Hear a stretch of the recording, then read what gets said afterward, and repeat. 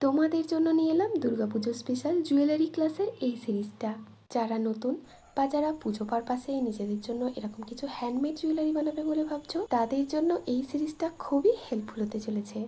আজ তোমাদেরকে খুব সহজ একটি ফুলের ওপর জুয়েলারি বানানো দেখাবো। তো তার জন্য প্রথমেই মোল্ডেড ক্লের প্যাকেটে থাকা রেজিন আর হার্ডনারকে সমান সমান পরিমাণে নিয়ে ক্লেটাকে ভালো করে মেখে নিতে হবে। এরপর কিছুটা ক্লে নিয়ে সেটাকে এরকম একটা গোল পিসের মতো শেপ দিয়ে নেবে। বেসটা তৈরি হয়ে গেলে পাপড়ির জন্য ক্লের এরকম একটা সরু রোল করে নিয়ে সেটাকে এরকম 12 থেকে 15টা সমান মাপের কেটে নিতে হবে। তারপর সেগুলোকে এরকম কিছুটা ওয়াটার ড্রপে শেপ দিয়ে আঙুল দিয়ে দিয়ে হালকা করে এরকম প্রেস করলেই দেখবে এরকম পাপড়ির মতো শেপ হয়ে গিয়েছে। এবার এগুলোকেই একটু রিয়েলিস্টিক করবার জন্য এর ওপর কিন্তু টেক্সচার দিতে হবে। আর তার জন্য তোমরা সূচ বা সেফটি পিনের সাহায্যে কিন্তু সেটাকে করে নিতে পারো। সেমভাবেই দেখো এখানে আমি অনেকগুলো পাপড়ি তৈরি করে নিয়েছি। এবার এগুলোকে এই বেসটার চারিদিকে কিন্তু এক এক করে লাগিয়ে দিতে হবে। ফুলটা যেহেতু আমি মাঝারি মাপের উপর একটা রাখছি, আর তার জন্য নিচের লেয়ারে 14 থেকে 15টা মতো পাপড়ি, আর তার উপরে 12টা থেকে 13টা মতো। তবে ওপরের পাপড়িগুলো কিন্তু নিচের পাপড়িগুলোর থেকে সাইজে একটু ছোট হবে।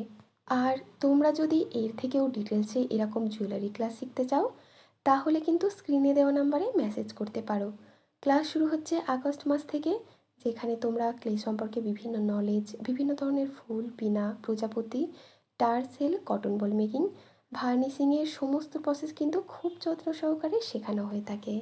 আর মাত্র লিমিটেড সিট আছে, তাই যারা শিখবে বলে ভাবছো তারা ঝটপট করে কিন্তু সিট বুকিং করে নাও। যাই হোক, এখানে দেখো ফুলটার মাঝে সূচ বা সেফটি পিন দিয়ে এরকম করে নেবে। তবে ক্লেটা নরম অবস্থায় থাকাকালীন কিন্তু এটাকে করে নিতে হবে, তা না হলে এই টেক্সচারটা আর দেওয়া যাবে না। এইবার দেখো সেম প্রসেসেই যেভাবে আমরা ফুলটাকে তৈরি করে নিয়েছি সেই একইভাবেই কিন্তু কানের দুলের জন্য দুটো ফুল এভাবে তৈরি করে নিচ্ছি।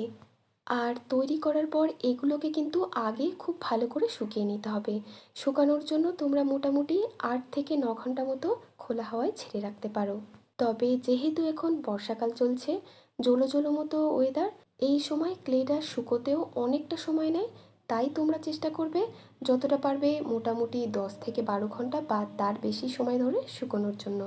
আর ভালো করে শুকানোর পরেই কিন্তু এর উপরে মোটামুটি 2 কোট মতো সাদা জেসো বা হোয়াইট যে কোনো কালার চাপিয়ে তারপরে কিন্তু রঙটাকে চাপাতে হবে। তাতে করে রঙটা খুব ভালো কিন্তু ফুটবে।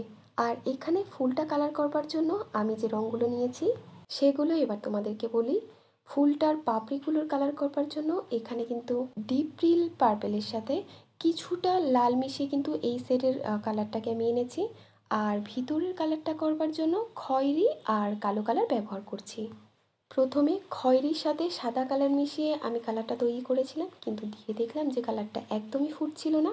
সেই জন্য পরে আমি আবার খয়েরি কালার দিয়ে তার মাঝে ব্ল্যাক কালারটা দিয়ে পুরো ফুলের কালারটা কিন্তু আমি কমপ্লিট করলাম। ফুলের কালার আর ফিনিশিংটা তোমরা একবার দেখো। কানের যে দুল দুটো আমি করেছিলাম সেই দুল দুটোকেও কিন্তু সেম প্রসেসেই আমি কালার করে নিচ্ছি। ঠিক করেছি এই সিরিজটার জন্য আমি প্রত্যেক সপ্তাহে একটা করে ভিডিও তোমাদের সাথে শেয়ার করব। তাতে যদি তোমাদের কিছুটা হেল্প হয়, তবে তোমরা যদি চাও এইরকমই আরও অন্য অন্য থিমের উপর এরকম জুয়েলারি ভিডিও দেখতে, তাহলে কিন্তু তোমরা যে থিমের উপর দেখতে চাইছো বা যে টপিকের উপর দেখতে চাইছো সেটা কিন্তু কমেন্ট করে জানাতে পারো। আমি চেষ্টা করব নেক্সট ভিডিওতে সেই জিনিসটার উপরেই নতুন কিছু ভিডিও আনার। আর ভিডিওটি যদি তোমাদের ভালো লেগে থাকে তাহলে প্লিজ একটা লাইক আর ভিডিওটিকে শেয়ার করে দিও। আর এই দেখো জুয়েলারিটার ফুল লুক। ভিডিওটি তোমাদের কেমন লাগলো অবশ্যই কিন্তু জানাতে ভুলো না।